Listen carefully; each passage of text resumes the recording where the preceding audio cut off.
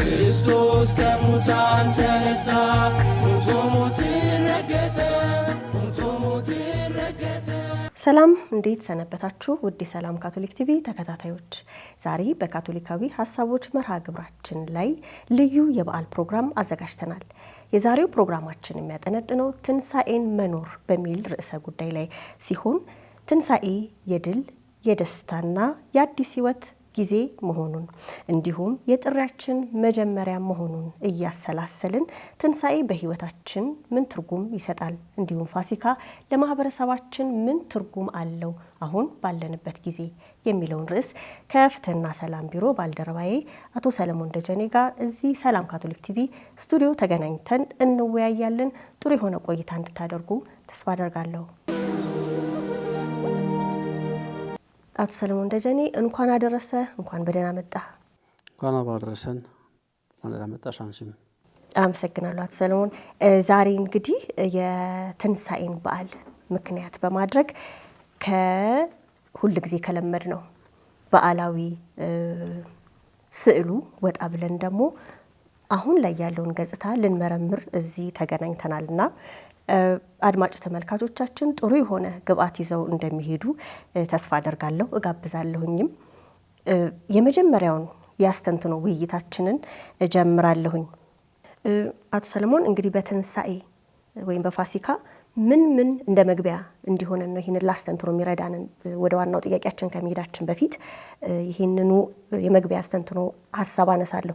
እንደው አበይት የሆኑ ምን ክስተቶች ተከስተው ነበረ አሁን ለውይይታችን ጠቃሚ ሊሆኑ የሚገባቸው? ፋሲካ ትንሣኤስ ምንድን ነው ከሚለው እንጀምራለን። መልካም፣ በጣም ጥሩ ሀሳብ ነው ጥያቄን ያነሳሽው። ትንሣኤን ከዛሬ ጋር ይህንን ለመመለስ ምናልባት በቅድሚያ የትንሣኤውን ታሪክ ከቅዱስ መጽሐፍ ትንሽ አብረን ብንመለከት ጥሩ ይሆናል። በተለይ ደግሞ የመግደላዊት ማርያምን ታሪክ ብናየው በጣም ጥሩ ይሆናል። በዮሐንስ ወንጌል ምዕራፍ 20 ቁጥር ከ11 እስከ 18 ያለው ማርያም እያለቀሰች ወደ መቃብር ሄዳ የጌታን መቃብር ስትመለከት ታጣዋለች። የባዘ ሐዘኗ ይጨምራልና ሁለቱ መላእክት ታያለች፣ በራስጌና በእግር ሆነው ምን እንደምትፈልግ ይጠይቋታል።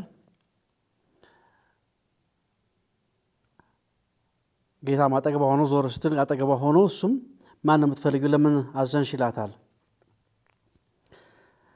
ጌታን አልለየችውም፣ አላወቀችውም ይላል። እንግዲህ ያን ያክል ትልቅ ድንቅ የሰራላትን ከዛ ከነበረችበት አስከፊ ሕይወት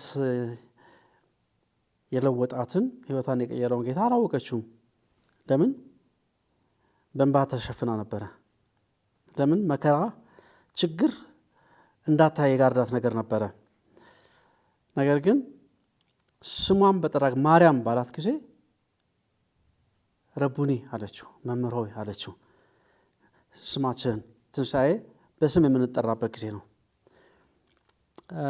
እና ይሄ ታሪክ ምናልባት መልሰንም የምንመጣበት ጉዳይ ነው እና ሐዘን፣ መከራ፣ ችግር ብዙን ነገር እንደሚሸፍን አጠገባችን ያለውን እንደሚሸፍን፣ ነገር ግን ትንሣኤ ተስፋ ስለሆነ ቅድም የድል በዓል ነው፣ የአሸናፊነት በዓል ነው ያልሽው እዚህ ላይ ይመጣል። በስም ልክ በስሟ በጠራ ጊዜ መልኩን አለመለች፣ በድምፁ ለየችው እና ትንሣኤ ያን አይነት ኃይልና ጉልበት አለው። ሌላ ከትንሣኤ ጋር በጣም መደነቅና በመገረም ብዙውን ጊዜ በቤተ ክርስቲያን በክርስቲያኖች የሚነገር ታሪክ የኤማውስ መንገደኞች ታሪክ ነው። የኤማውስ መንገደኞች በተቃራኒ አቅጣጫ ነበር የሚሄዱት። ከቅድስት ሀገር ከኢየሩሳሌም ወደ ኤማውስ ነበር የሚሄዱት። በቃ የተስፋ መቁረጥ፣ በቃ ተስፋ እናደርግበት የነበረው በቃ እስራኤልን ይታደጋል ያልነው እንግዲህ እሳቤ የዮሐንስና የያዕቆብን ቤተሰቦች ጥያቄ ስናስብ አንዳችን በገናዳቸው በቀኝ ልጆቹን እንዲያደርግ መለመናቸውን ስናስብ የሰዎች ምን ጠብቃቸው ነገሮች ከእግዚአብሔር ፈቃድ ምን ያክል እንደሚራራቅ ነው የሚጠብቁት። እስራኤልን መታደግ፣ ከሮማውያን ነጻ ወጥቶ የእስራኤልን መንግስት ማደስ በፖለቲካዊ መንገድ ነበር የሚጠብቁትና በቃ ነጻ እንወጣም ያው ተመልሰን ቀኝ ተገዢዎች ነው የምንኖረው በሚል ሀሳብ ወደ ኤማውስ ይሄዱ ነበረ። አንድ ነገር እዛ ላይም ልብ እንበል፣ አብሯቸው ይሄድ ነበር ነው የሚለው። አብሯቸው ነበረ፣ እንዳያውቁት ግን አይናቸው ተይዞ ነበር። ማርያም አይኗ ተይዞ ነበር በእንባ። ማርያም አይኗ ተይዞ ነበር በምን? በችግሯ፣ በመከራዋ፣ በተስፋ መቁረጥ። እነዚህም ዳዊት አይናቸው ተይዞ ነበር ይለናል ሉቃስ ወንጌል ምዕራፍ 24 ከ13 እስከ 35 እናነብ ያንን ታሪክ።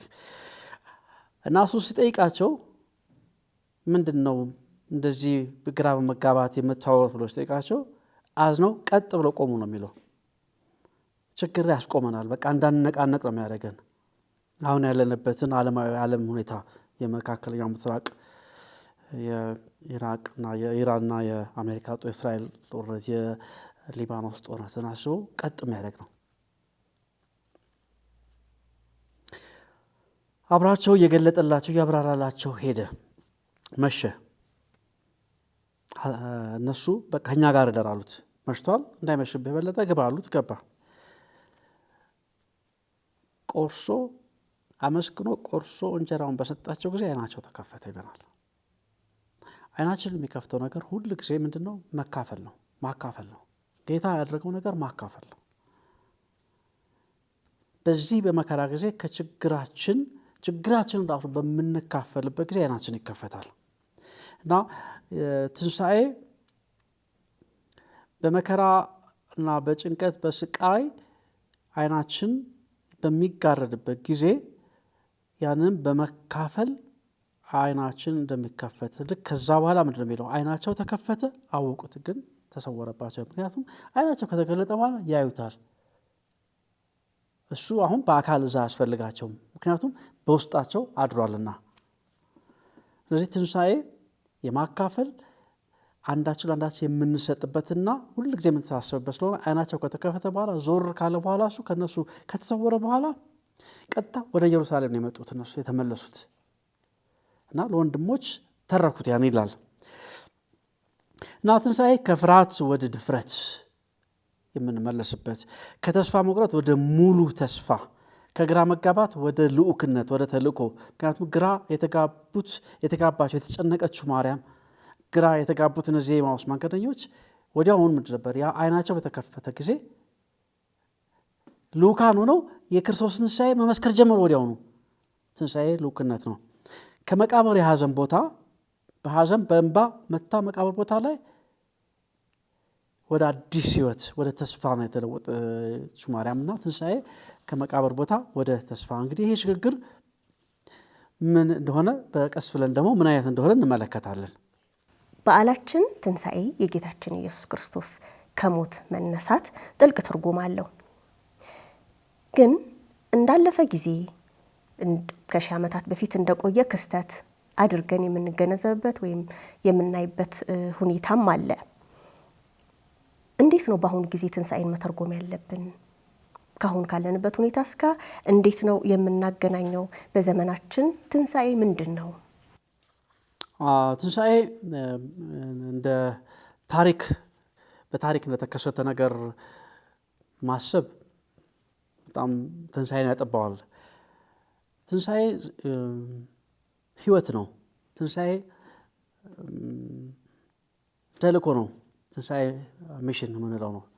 ትንሣኤ አዲስ ሕይወት ነው። ትንሣኤ የክርስቶስ ወደ ብሉይ ኪዳን ፋሲካን ብለሻል። ፋሲካ የብሉይ ኪዳን የዕብራይስጥ ቃል ነው። ፓስካ ከፔሳህ ከእስራኤላውያን ማለፍ ማለት ነው።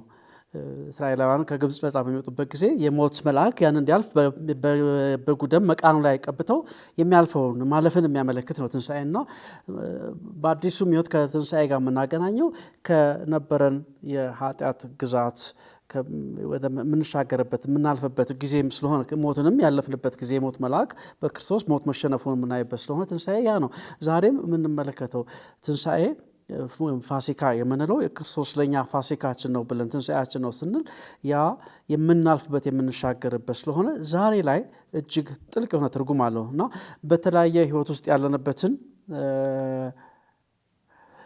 እንደ ታሪክ ብቻ የምንዘክረውና የምናከብር ከሆነ ከድግስና በዓል አክብሮ ልክ የተለያዩ በዓላትን ዓለማዊ በዓላትን ከምናከብረው የተለየ አይሆንም። ነገር ግን ትንሣኤ ከዛ ባሻገር ከዛ በላይ ከዛ በጠለቀ አዲስ የህይወት ልምምድ የምንጀምርበት የህይወት አካሄድ ነው። ምክንያቱም ሞት የመጨረሻው ቃል እንደሌለው በጌታችን በኢየሱስ ክርስቶስ ያገኘነው አዲስ ስጦታ ነው።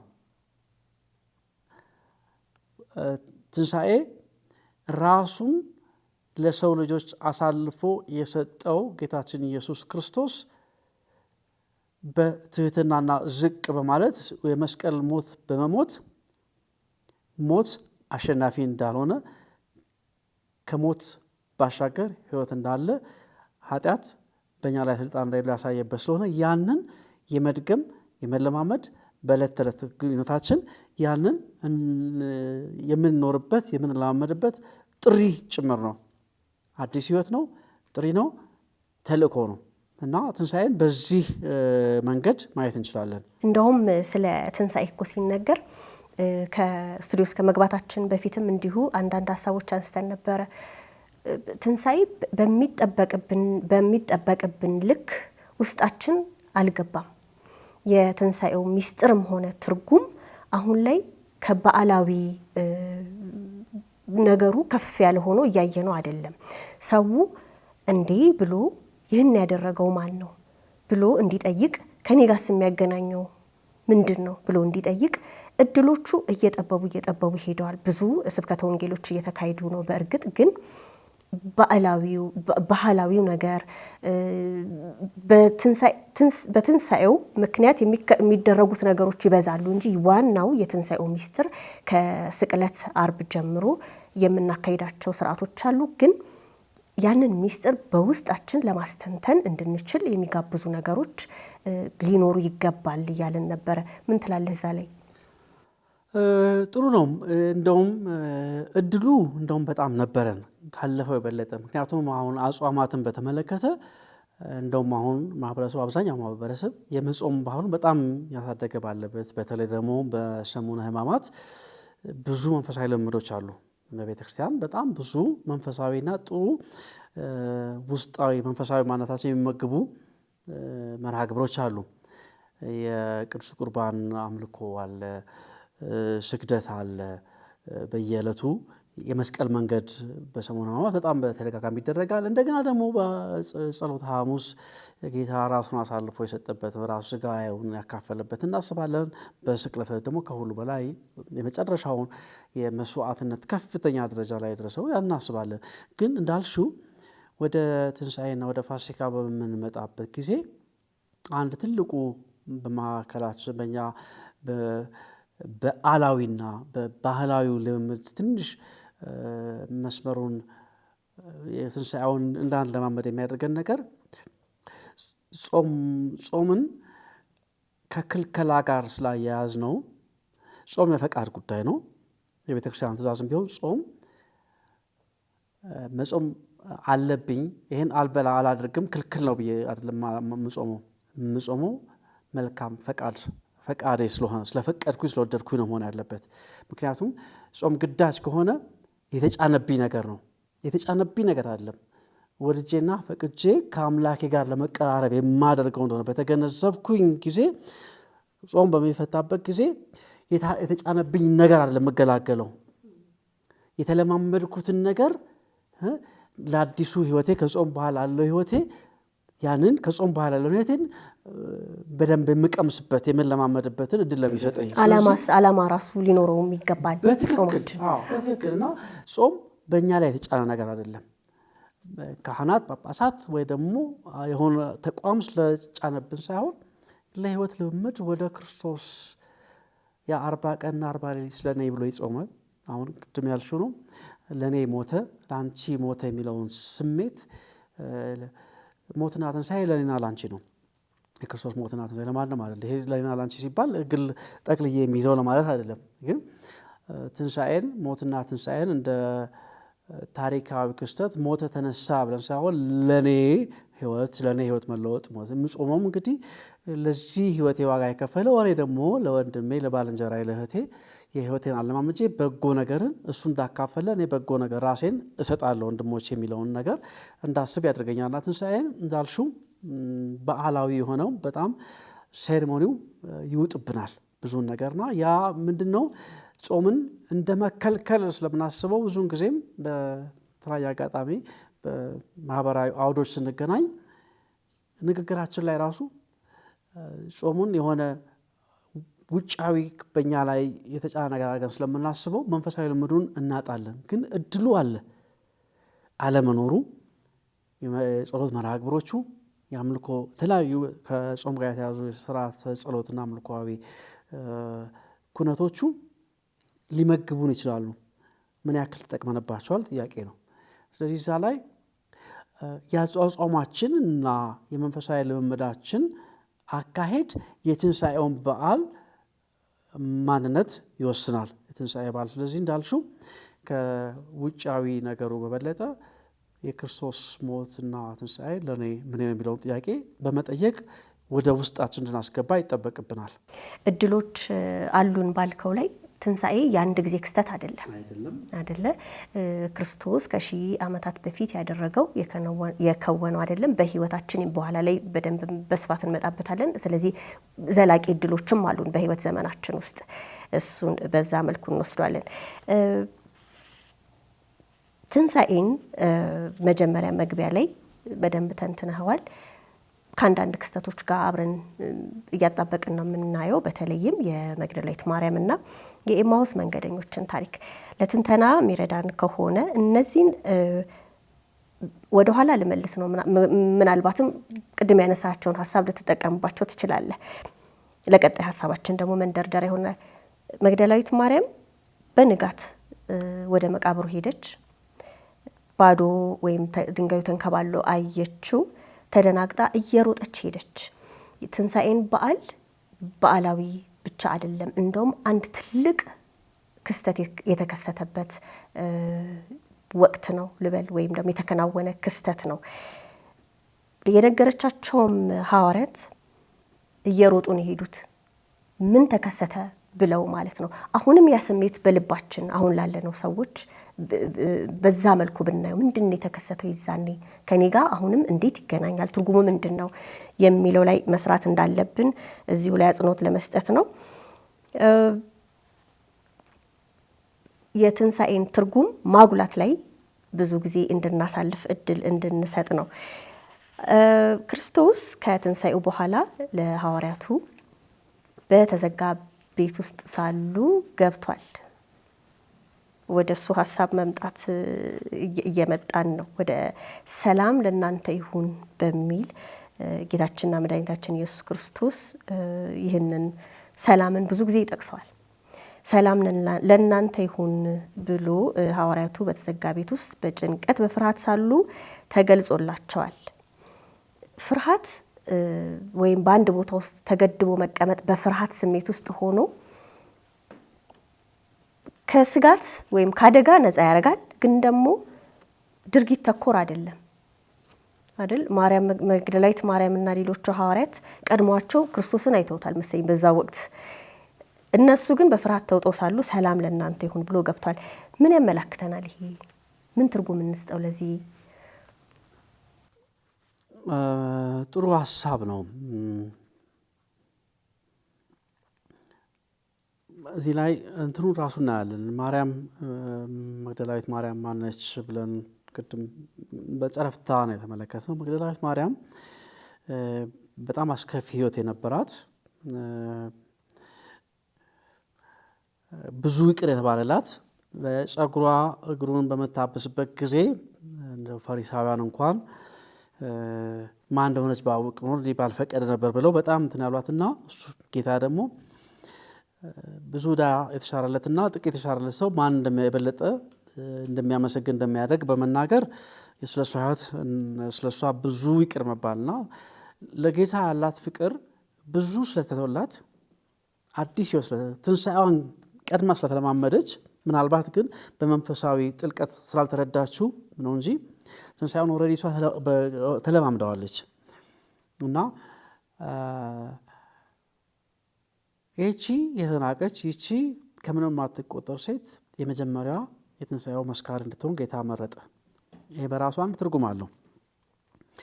ሌላ አስቀመጥሽው በተዘጋ ቤት ውስጥ ለምንድን ነው የተዘጋው? ፈርተዋል፣ አይሁድን ፈርተዋል። ስለዚህ ግድግዳ የሚጠብቃቸው መስሏቸዋል።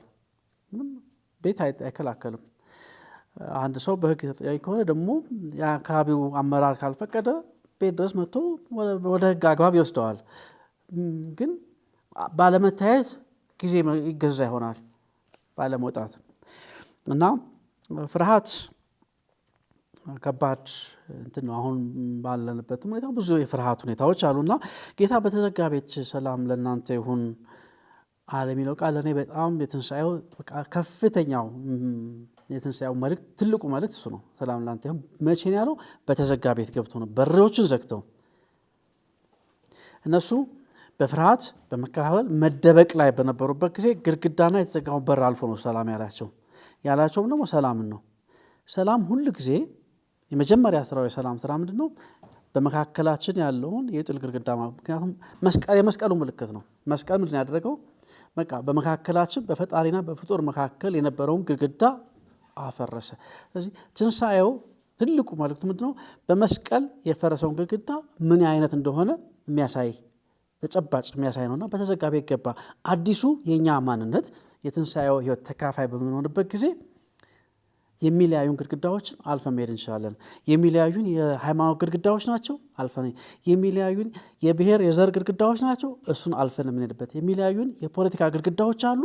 ያ ሳይጋርደን ሰላም ለእናንተ ይሁን የሚል መልእክት እንድናሰማ የትንሣኤ ጥሪ ያለብን እያንዳንዳችን። የክርስቶስ ትንሣኤ ቅድም ያነሳሽው አሁን መልሼ እደግመዋለሁ። በጥያቄሽም አንስተሻል፣ እኔም በሀሳብ አንድ ሁለት ያነሳሁት ምንድን ነው?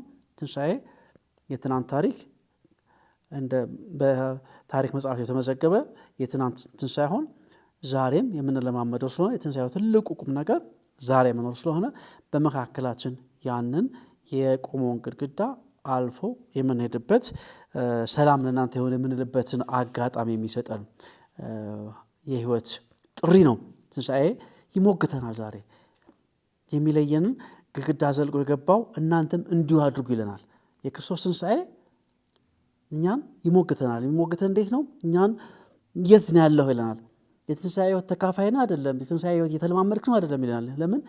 እኔ ዘግተው በፍርሃት በጭንቀት ራሳቸውን ከማህበረሰብ ለይተው የነበሩት ሐዋርያት ዘንድ ግድግዳውን አልፌ የገባሁት ግድግዳው ሊለይ የቆመው ግድግዳ አልፌ የገባሁት አንተም ምን ላይ ናለ? አንቺስ ምን ላይ ናለሽው? የትኛውም ግድግዳ ደግሞ ፍጹም እንዳልሆነ የሚያሳየን እዛ ላይ ይታለፋል። ግድግዳ ይታለፋል። በምን? በትስስር ሶሊዳሪቲ የምንለው በአብሮነት በመተሳሰብ ይታለፋል። ዛሬ በሀገራችን በተለያዩ ሁኔታዎች ላይ የምናያቸው ቀውሶች የቆመው ግድግዳ ምናልባት የፖለቲካ ግድግዳ፣ የዘር የብሔር ግድግዳ ነው፣ የሃይማኖት ግድግዳ በምን ይተላለፋል? ይህ ግድግዳ የምናልፈው በእርስ በርስ መተሳሰር በአብሮነት በሶሊዳሪቲ። ይህ ግድግዳ በምን ይታለፋል? በሰላም ግንባታ፣ በምክክር፣ በመመካከር ዳያሎግ፣ በማድመጥ በሌላኛው ሰው ፊት ላይ የክርስቶስን መልክ በማየት ምክንያቱም ማናችንም የሰው ልጅ ሁሉ በእግዚአብሔር አምሳል ስለተፈጠረ በጣም በምንጠላው ባስቀየመን ምናልባት እንደ ፖለቲካ ደግሞ አሸባሪ ባል ነው፣ እንደ ሃይማኖት ደግሞ መናፍቅ ባል ነው፣ እንደ ብሔር ፖለቲካ ደግሞ ምናልባት የኔ ብሔር ተጻይ ነው ጨቋይ ነው ወይ ደግሞ እንዲህ ነው ባልነው ሰው ፊት ላይ የክርስቶስን መልክ ማየት ማለት ነው። ስለዚህ ያ ለንግግር ለምክክር ይጋብዘናል። ምክንያቱም ሁላችንም ቁጭ ብለን ተጠርተን ብንጠየቅ አሸባሪ ያለው ይሁን መናፍቅ ያለው ይሁን ምን ያለው ይሁን እዚህ አስቀምጠን ብንጠይቅ ምንድነው ዓላማ ምን እንደምትፈልገው ብንል በሰላም መኖር ልጆችን አሳድጌ ለወግ ለማድረግ ማብቃት ሁላችንም የምንጠይቀው ይሄ ነው። ግን ለመደማመጥ ስላልፈቀድን እኛና እናንተ በሚል እነሱና እኛ በሚል ያችን ግድግዳ ማለፍ አቅቶናልና ይሄ ትልቁ የትንሣኤ መልእክት እንግዲህ ሰላም ለእናንተ ይሁን የሚለው በተዘጋ ቤት የሚለው በግድግዳ በተዘጋ ቤት ብቻ አይደለም መዘጋቱ ተዘግቶ ልብ ነው የተዘጋው። መጀመሪያ አንድ በተዘጋ ልብ ያን አልፎ ሄደው ግድግዳ አለ። ግድግዳው በቃ ምንድነው የግድግዳ ዛሬ ብለን እንድንጠይቅ ነው የቀረበልን ጥሪ። ትንሣኤ ይሄ ነው እንግዲህ። ጥሩ። ይሄ ሰላምታ በሀሳቦቻችን ስናንሸራሽር እንዳነሳ ነው የሚለውጥ ሰላምታ ነው።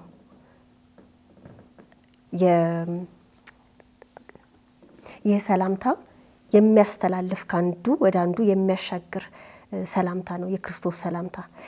እንዲሁ የመልካም ምኞት መግለጫ ብቻ በቃላት እኛ ሰላም ብለን ስናልፍ እንዳለው አይደለም። የክርስቶስ ሰላምታ በተግባር የሚገለጽ በትህትና በምህረቱ በዘመኑ ሁሉ ያየነው ነው፣ በፍቅሩ ያየነው ነው ሰላምታውና ያ ሰላሙና ሰላምታው እንግዲህ በተዘጋ ልባችንና ግድግዳዎቻችን ውስጥ ዘልቆ እንዲገባ የዘወትር ጸሎታችን ይሆናል።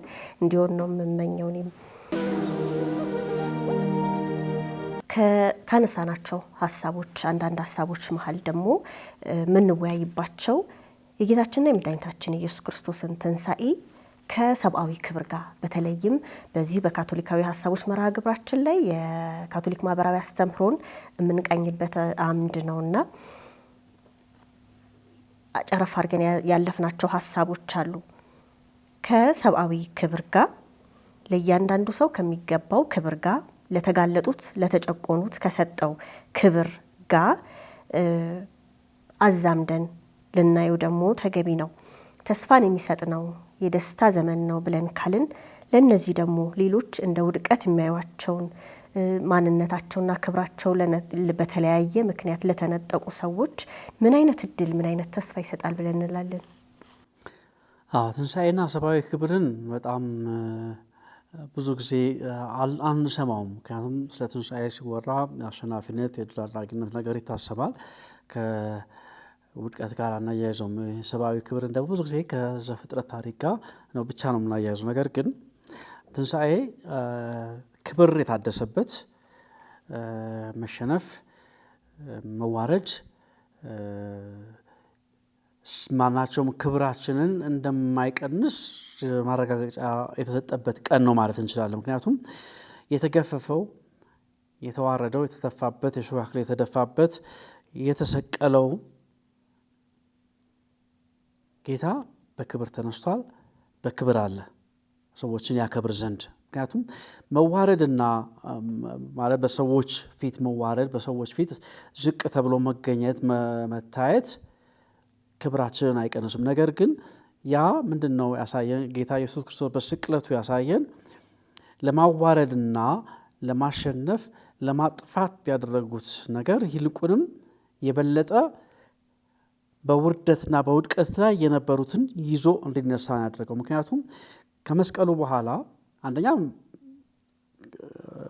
ራሱም በመስቀል በተሰቀለ ጊዜ ምንድን ያደረገው? ከእሱ ጋር ያሉትን የተሰቀሉትን ይዞ ነው የተነሳው። በዮሐንስ ወንጌል ስቅለቱን እንደ ከፍታ ያስቀምጠዋል። በሌሎች ወንጌሎች ደግሞ በሌላ መልክ እናየዋለን። እና ምንድን ነው አሁን በቤተክርስቲያን አስተምሮ ስንመለከተው ከተሰቀለ በኋላ ወደ ሲኦል ወረደ የምንለው ነገር አለ። ወደ ሲኦል ወርዶ በሲኦል ያሉትን ሁሉ ይዞ እንደወጣ እንደተነሳ ሁሉ እንግዲህ ያ ውርደት ለምን የጠቀመው? ያ መዋረድ እንደውም በውርደት የነበሩትን ክብራቸው የተገፈፉትን ሁሉ ይዟቸው ወደ ክብር ቦታ በትንሣኤው እንደተነሳ አሳይቶናል። ስለዚህ ውድቀት እና ስቃይ የመጨረሻው ቃል እንደሌለው የምናይበት አጋጣሚ ነው። ትንሣኤ አልተጠናቀቀም። እንግዲህ ትንሣኤ ማንም ሰው አናሳ አይደለም፣ ማንም ሰው ከማንም የሚያንስ አይደለም። በዛ ምክንያትም አይገለልም እና ማንም ሰው ደግሞ በደካማ በመሆኑ በአንድ ነገር በድካሙ በውድቀቱ በኑሮ ሳልተሳካለት በዛ አይበየንም፣ በዛ አይተረጎም ህይወት ማን አይባልም። የቅጽል ስም በልማድ እናወጣለን። ትንሽ በሰውነታቸው ላይ አሁን በባህሪያቸው አንዳንድ ነገር ያላቸው ልጆች በልጅነት በተለይ ወላጅም ያወጣል፣ ጎረቤትም ያወጣል፣ ጓደኞችም ያወጣሉ የቅጽል ስም። እርሱ ግን አሁንም ያቺን በዝሙት በተለያየ የውድቀት ህይወት የነበረች ሴት በስሟ ጠራት፣ ማርያም ነው ያላት በዛ ሰዓት። ምክንያቱም ከክብሯ አንስቷታል፣ ከወደቀችበት አንስቷታል። ምክንያቱም እሱ በሲኦል የነበሩትንም ይዞ ተነስቷል፣ እንኳን ወደ ሲኦል አልሄዱትም ገና። ስለዚህ ክቡርነት ከስኬትና ከውጤታማነት ጋር የሚገናኝ አይደለም። ክቡርነት ባህሪያዊ ነው፣ የተላበስነው የተጎናጸፍነው ያለ ነው እና ያቺ የምናጠፋ ሰዎችን ክብር የምናሳጣበት አጋጣሚ ሁሉ ይልቁንም በዛ ሰዓት ምንድን ነበር ያደረገው? እሱ የሚያደርጉትን አቁሙና ይቅር በላቸው። ክብርን ለመክፈፍና ለማዋረድ የሚደረግ ነገር ሁሉ ለይቅርታ በጸሎት የምናቀርበው ይሆናል። ይሄ ነው እንግዲህ ከሰብአዊ ክብር ክርስቶስ የክርስቶስ ጌታችን መድኃኒታችን ኢየሱስ ክርስቶስ ማንነት ራሱ አምላክ ሆኖ ሳለ ያ ሁሉ በደል ሲደርስበት ማንነቱን ሳይገነዘቡ ሲጸየፉትና ሲንቁት ቆይተው ነው ለመስቀል የሚዳረጉት። እሱ ግን በትንሳኤው አብረን እንደምንነሳ ደግሞ በጸሎታችንም እንላለን። ብዙ ጊዜ በቤተ ክርስቲያን በመስቀሉ አብረን የተሰቀልን ከሱ ጋር መስቀላችንን አንድ እናደርግና በትንሳኤው ደግሞ አብረን እንነሳለን የሚል ሐሳብ ብዙ ጊዜ ይንጸባረቃል። እንግዲያው ከሰብአዊ ክብር ጋር አብሮ የሚነሳው ፍትሃዊነት ነው። ትንሳኤ ፍትህን ያረጋገጠ ድል ነው ብለናል። የድል ታሪክ ነው፣ የድል ክስተት ነው ብለናልና ፍትህና ትንሳኤን ደግሞ እንዴት እናገናኛለን እንበል? ጥሩ። ምናልባት ወደ ዓርብ ስቅለት መመለስ ይኖርብናል። ምክንያቱም ፍትህ ብቻ ሳይሆን በጣም በስፋት የምናየው ነገር ነው። ዓርብ ስቅለት የፍትህ መጓደል ነው። ዓርብ ስቅለት አሁን ባለንበት ማህበራዊ ዓለም አቀፋዊ ሀገራዊ ሁኔታ ውስጥ የሀብት ክፍፍል ችግር አለ። ሀብታምና ድሃ በጣም ጽንፍ የረገጠ መለያየት አለ። ግጭቶች፣ ጦርነቶች በአገር ውስጥ ከሀገር ውጭም በዓለም አቀፍ ደረጃ የምናያቸው ናቸው። ዓርብ ስቅለት ነው ይሄ። ትንሣኤ ቅድም አንድ ሁለት ጊዜ አብረን ተመልክተነዋል። ትንሣኤ ጥሪ ነው። ትንሣኤ ተልእኮ ነው። ትንሣኤ አዲስ ህይወት ነው። ትንሣኤ አስማት አይደለም። ተልእኮ ስለሆነ በምትሃት ፍትህን አያሰፍንም። ትንሣኤ በምትሃት ጦርነትን አያቆምም። ትንሣኤ በአስማት የፍትሃዊ ሀብት ክፍል አይፈጽምም። ስለዚህ ምንድነው ትልቁ ነገር? የትንሣኤው ህይወት ተካፋይ ነን ካልን በትንሣኤው ምንድነው ያደረገው ጌታ? ሞት፣ ስቃይ፣ መከራ የመጨረሻው ቃል እንደሌለው አሳየ። ሁለተኛ ደግሞ ከዛ በኋላ ቅድም እንደተመለከት ነው በዮሐንስ ወንጌል ላይ ነው በተዘጋ ቤት ባሉበት በተዘጋ ቤት ልባቸው በተዘጋበት ግድግዳ በቆመበት አልፎ ሰላም ለእናንተ ይሁን ካለ የግጭትን ነገር በርን ከፍቶ የመውጣትን ነገር ምክንያቱም ከዛ በኋላ ሰላሙን ከሰጣቸው በኋላ ወጥተው ለአገልግሎት የተሰማሩት።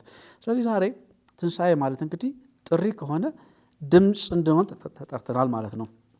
ትንሣኤ ተልእኮ ነው ካለ ተልእኳችን እምቢ ማንን? ሙስናን። እምቢ ማንን? መድሎን፣ አድሏዊነት። እምቢ ማንን?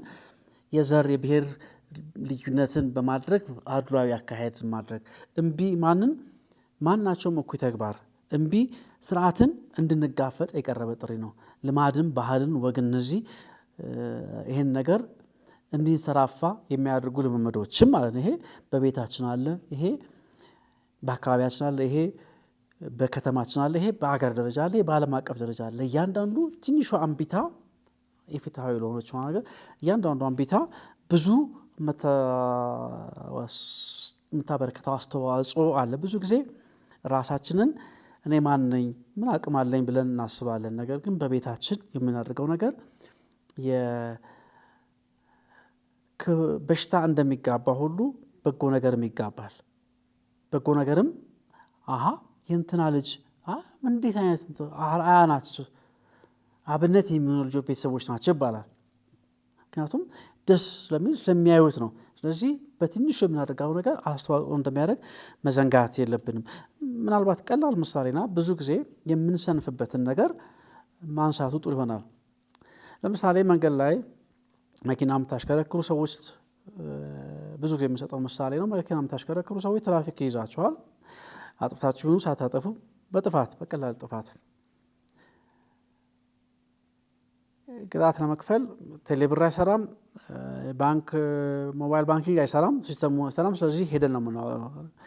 ይሄን ከምናደርግ ለሱ ብገላገል ይሻላል ብለን ምን ያክሎቻችን ያንን የመንከራተቱን ነገር በማሰብ ከሄዶ ከመቀጣት ይልቅ ምክንያቱም ጉቦ ካልሰጠን ተቀባይ አይኖርም፣ ላለመስጠት ደግሞ ዋጋ ያስከፍላል። ዋጋ ለመክፈል ፈቃደኛ ካልሆነ የትንሣኤ ሕይወት ተካፋይ አይደለንም ማለት ነው። በተለያዩ ቢሮዎች እንደዚህ አይነት ነገሮች ያጋጥሙናልና ያንን መንከራተቱን ሽሽት አቋራጭ ስለምንፈልግ ነገር ግን አብረን ደግሞ ከጥግ ቆመን ስለ ሙስና መንሰራፋት አብረን እናወራለን። ስለዚህ ትንሣኤ ሕይወት ተካፋይ የሆነ ሰው ግን ምክንያቱም ያለ አርብ ስቅለት ትንሣኤ የለም። አንዱ አርብ ስቅለታችን ምናልባት በዚህ ቢሮክራሲ ውስጥ መሄድ ነው። ባይሆን እንደ ትንሣኤ ሕይወት ተካፋይ ደግሞ ይሄ ሲስተም ሰዎችን የሚያጉላላውን ሲስተም እንዴት አድርገን ማስተካከል እንዳለብን ለምን አስተዋጽኦ አናደርግም? አልችልም። ቢያንስ ግን በየጊዜው ይህን ድምፅ ማሰማት እንችላለን። ለምን ይህን አክል ሂደቶች መሄድ አለብን? ለምን አጭር አይሆንም?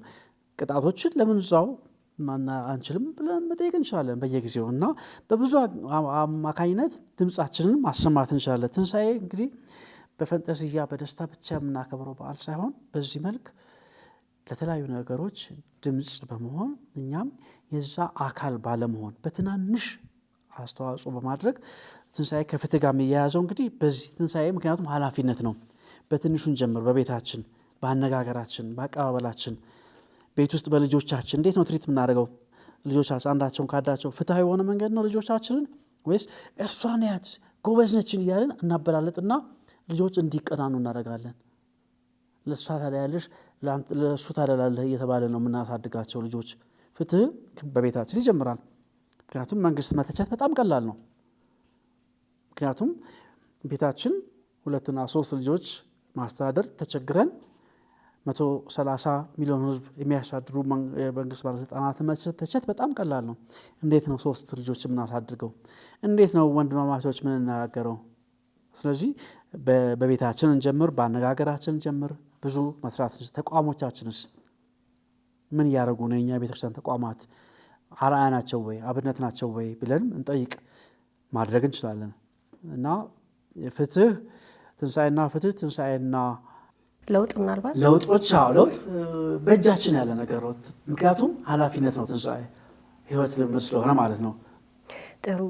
እንደውም ወደ መዝጊያ ነጥባችን ነው ያንደረደርከን። ምክንያቱም ትንሣኤን እንደ ዕለት ተዕለት ህይወታችን እንዴት እንኑረው? አሁንም አሁን በምንገኝበት ወቅት የትንሣኤ ወቅትም ቢሆን ከዚህ በኋላ ላሉት ወቅቶች ግን የትንሣኤን ታሪክ ልበል እዛ የተፈጸመውን የጌታችንና የመድኃኒታችን ኢየሱስ ክርስቶስን ትንሣኤ በዕለት ተዕለት ኑሯችን ውስጥ በቤታችን፣ በማህበረሰባችን፣ በምንሰራባቸው ቦታዎች በሙሉ እንደዚህ ጋር የምናበረክተውም ነገር እንዳለ ወደሚጠቁመን ሀሳብ ነው ያንደረደርከን አቶ ሰለሞን። ስለዚህ እንደማጠቃለያ በህይወታችን ትንሣኤ የሚተረጎሙባቸው ልዩ ልዩ ምልክቶች እንዳሉ ለአድማጭ ተመልካቾቻችን ተጠቁመንና በዛ የምናበቃ ይሆናል። በጣም ጥሩ ሀሳብ ነው። እንግዲህ ትንሣኤ ኃላፊነት እንደሆነ ስንመለከት በዕለት ተዕለት ህይወታችን የተሰጠን ጥሪ ስለሆነ እምቢ የምንላቸው ነገሮች ቅድም ተመልክተናል። ስለዚህ ያልደግሞም እሱን አዲስ ህይወት ተላብሰን መለወጥ የምንችለው እንድንለውጥ የቀረበ ጥሪ ነው። ትንሣኤ የህይወት ዘይቤ የአኗኗር ዘይቤ ነው እንጂ ትንሣኤ ታሪክ ላይ ተከስቶ ብለን አድንቀን ዝም የምንለው ጉዳይ አይደለም። የኤማውስ መንገደኞችን ቅድም ስንመለከት መጨረሻ ላይ አይናቸው ከተከፈተ በኋላ ከተገለጠ በኋላ ምንድን ነበር ያሉት? ልባችን ይቃጠላል ነበረ ምን ብለው ተገረሙ። ትንሣኤ ልብን ይቀይራል። ትንሣኤ ግንኙነትን ይቀይራል። ትንሣኤ ማህበረሰብን ይቀይራል። ምልክቶቹ ደግሞ እውነትን መምረጥ ናቸው። እውነትን በመምረጥ ሙስናን እምቢ እንላለን። እውነትን በመምረጥ ጉቦኝነትን፣ እውነትን በመምረጥ ማገልገልን፣ እውነትን በመምረጥ ድልድይ መገንባት እንዳለብን ከመለያየት ይልቅ እውነትን በመምረጥ የተሰበሩ ግንኙነቶችን፣ የተንሻፈፉ ግንኙነቶችን እንጠግናለን፣ እናክማለን፣ ሌሎችን እናበረታታለን፣ እናቅፋለን። እና ይሄ በጣም ውስብስብ የሆነ ነገር አይደለም። በጣም በየዕለቱ የምናደርጋቸው ናቸው። እንግዲህ በተዘጋ ቤት ከገባ ጌታ ማን ጋር ነው ልቤ የተዘጋው? ማንን ለማናገር ነው? ማንን ይቅርታ ለመጠየቅ ነው ልቤ የተዘጋው? ማንን ሰላም ለማለት ልቤ የተዘጋው? እኛም ምንም አይነት ግድግዳ የዘርም የሃይማኖትም የግልም ቤተሰባዊ አንዳንድ ልማዳዊ አነጋገሮች አሉ። እንደው ልምጣበትና አማችና ምራት እንደዚህ የሚባሉ እንትኖች አሉ።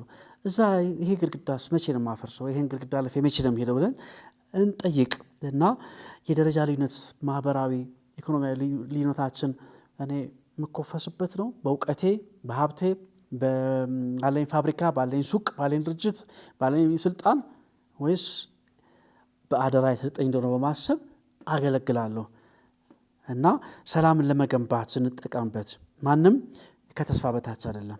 ሁላችንም የትንሣኤው ተስፋ ነው በእኛ ውስጥ የሚያኖረውና በዕለት ተዕለት ህይወታችን ሁል ጊዜ ከዚህ ሁሉ ባሻገር ከዚህ ሁሉ አሁን ዓለም ካለችበት ቀውስና ነውጥ ባሻገር ሀገራችን ካለችበት ኢኮኖሚያዊ፣ ማህበራዊ፣ ፖለቲካዊ ቀውስ ባሻገር አሁንም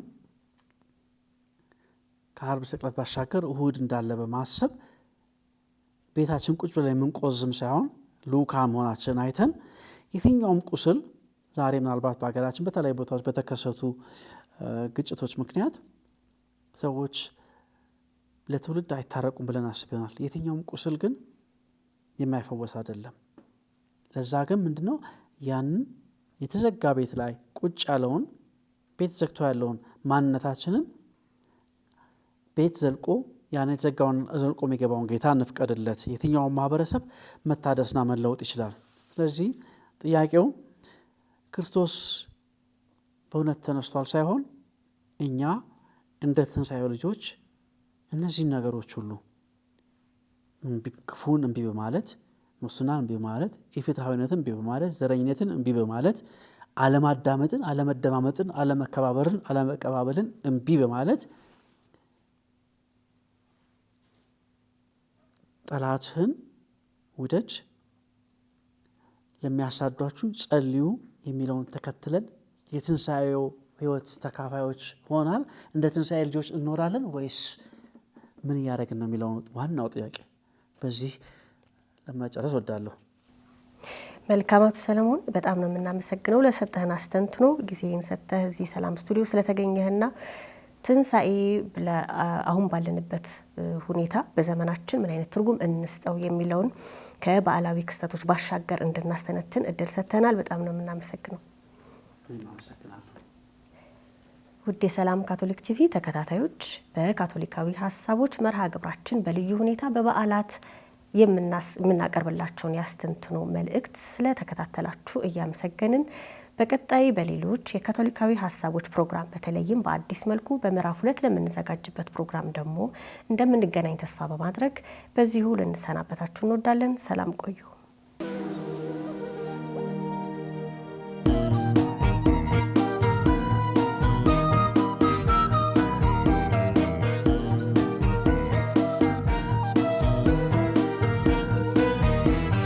ክርስቶስ ከሙታን ተነሳ